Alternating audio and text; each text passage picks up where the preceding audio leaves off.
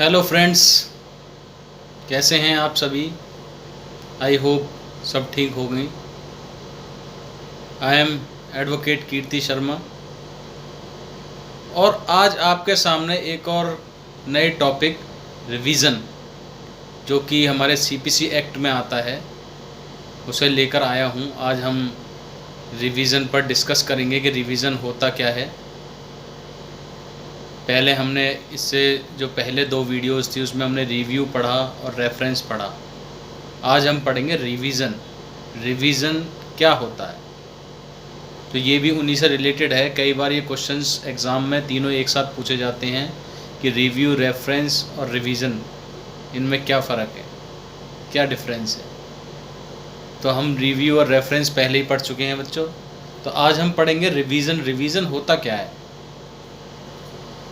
Revision is discussed in section 115 of CPC act 1908। जो हमारा revision है वो सेक्शन 115 में डिस्कस है सीपीसी एक्ट के 1908। तो रिवीजन बेसिकली होता क्या है। जो हमारा रिवीजन होता है वो बेसिकली नॉन अपीलेबल केसेस में होता है, जिनके जो केसेस सबॉर्डिनेट जो कोर्ट्स होते हैं हाई कोर्ट के या ट्रायल कोर्ट्स होते हैं या लोअर कोर्ट्स होते हैं उनसे डिसाइड हो जाता है और वो उनको अथॉरिटी नहीं होती अपील करने की इन हाई कोर्ट। जो उसमें जजमेंट, जो भी डिक्री, जो भी डिसीज़न लोअर कोर्ट ने दे दिया वो ही माना जाएगा, उसको हम अपील में नहीं जा सकते। तो वहाँ पर हमारा रिवीजन काम आता है। तो रिवीजन क्या हुआ, जिसमें high court may call for record of any case which decided by subordinate court of high court and in which no appeal lies thereto. जैसे कि मैंने अभी बताया आपको, जिन केसेस में हम अपील नहीं कर सकते हाई कोर्ट में, उस केसेस में अगर हाई कोर्ट को लगता है कि इस केस में जस्टिस नहीं हुआ है तो वो उस रिकॉर्ड को, उस सूट के रिकॉर्ड को, उस सूट की फाइल को मंगा सकती है सबॉर्डिनेट कोर्ट से।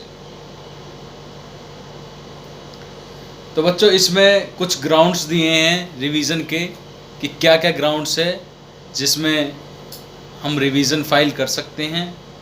तो क्या है, फर्स्ट ग्राउंड है हमारा exercised the jurisdiction not vested by law. मतलब जो पावर लोअर कोर्ट को या सबॉर्डिनेट कोर्ट को हाई कोर्ट ने दी ही नहीं है, उस पावर को यूज करके लोअर कोर्ट ने कोई डिसीजन ले लिया हो तो वो उसके लिए हम रिवीजन में जा सकते हैं। ये हमारा पहला ग्राउंड हो गया। दूसरा ग्राउंड क्या, fail to exercise jurisdiction so vested. जो पावर सबॉर्डिनेट कोर्ट को दी गई है हाई कोर्ट द्वारा और उसके बावजूद भी वो जस्टिस नहीं कर पा रही है, उसमें सही फैसला नहीं ले पा रही है, उस केस को ठीक से डिसाइड नहीं कर पा रही है, पार्टीज इफेक्ट हो रही हैं, तो भी ये दूसरा ग्राउंड है रिवीजन में जाने का।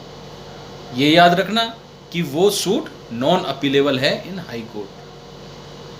तीसरा ग्राउंड हमारा एक्सरसाइज द जुरिडिक्शन इलीगली और विद मटीरियल इरेगुलरिटी। मतलब मिसयूज ऑफ पावर, कि सबॉर्डिनेट कोर्ट ने अपने पावर का मिसयूज करा कि ये सूट डिसाइड तो एग्रीव्ड पार्टी के फेवर में होना चाहिए था पर डिसाइड दूसरी पार्टी के फेवर में कर दिए। कोई भी लालच हो उसको, कोर्ट को, या किसी लालच में या किसी भी अंडर प्रेशर में उसने ऐसा डिसीजन लिया, अपनी पावर का मिसयूज़ करा, तो उस कंडीशन में भी ये हमारा थर्ड ग्राउंड है कि हम हाई कोर्ट में रिवीजन फाइल कर सकते हैं। अच्छा, if high court thinks any of ground, अगर हाई कोर्ट को लगता है कि सबॉर्डिनेट कोर्ट इन तीनों ग्राउंड में से किसी भी एक ग्राउंड पे फिट बैठती है तो वो रिकॉर्ड को कॉल करके मंगा सकता है और उसमें अपना डिसीजन दे सकता है।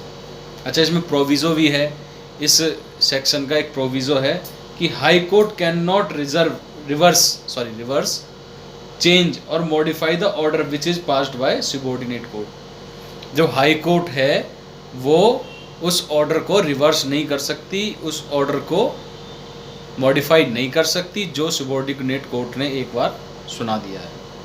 But high court can reverse order, change order, modify order if the subordinate court gives decision in favour of plaintiff.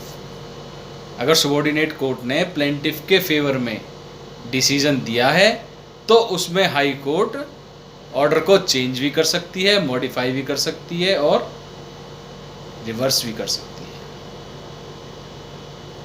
ठीक है बच्चों, ये इसमें इस सेक्शन का प्रोविज़ो है। फिर हम एक और पॉइंट पढ़ेंगे, सेक्शन 115 का सब सेक्शन 2 है जो कहता है high court is barred for revision in appealable cases. मतलब जैसा मैंने आपको बताया कि जो अपीलेबल केसेस होंगे जिनके हम अपील कर सकते हैं तो उसमें हमें रिवीजन में जाने की ज़रूरत क्या है। तो सेक्शन 115 का सब क्लॉज 2 ये कहता है कि हाई कोर्ट बार्ड है रिवीजन लेने की जो केसेस अपीलेबल हैं हाई कोर्ट में।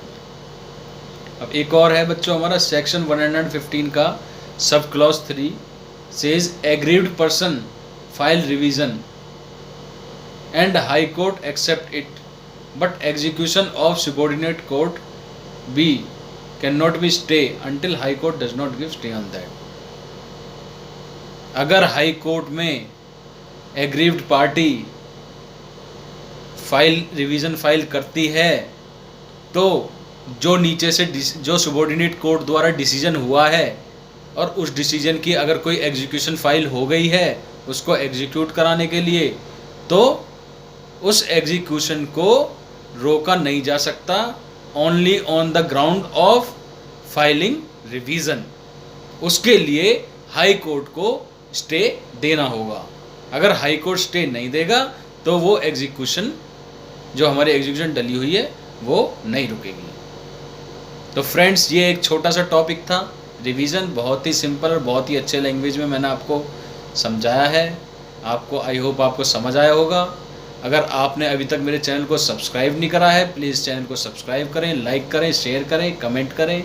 और अगर आपको कोई भी नई वीडियो, नया टॉपिक जो आपको लगता है कि मुझे समझना है, मुझे ज़रूरत है उस टॉपिक की, तो प्लीज़ मुझे कमेंट बॉक्स में भेजें, मैं आपकी उसी टॉपिक पे वीडियो बनाऊंगा। तो please please please subscribe my channel. Thank you friends, have a nice day.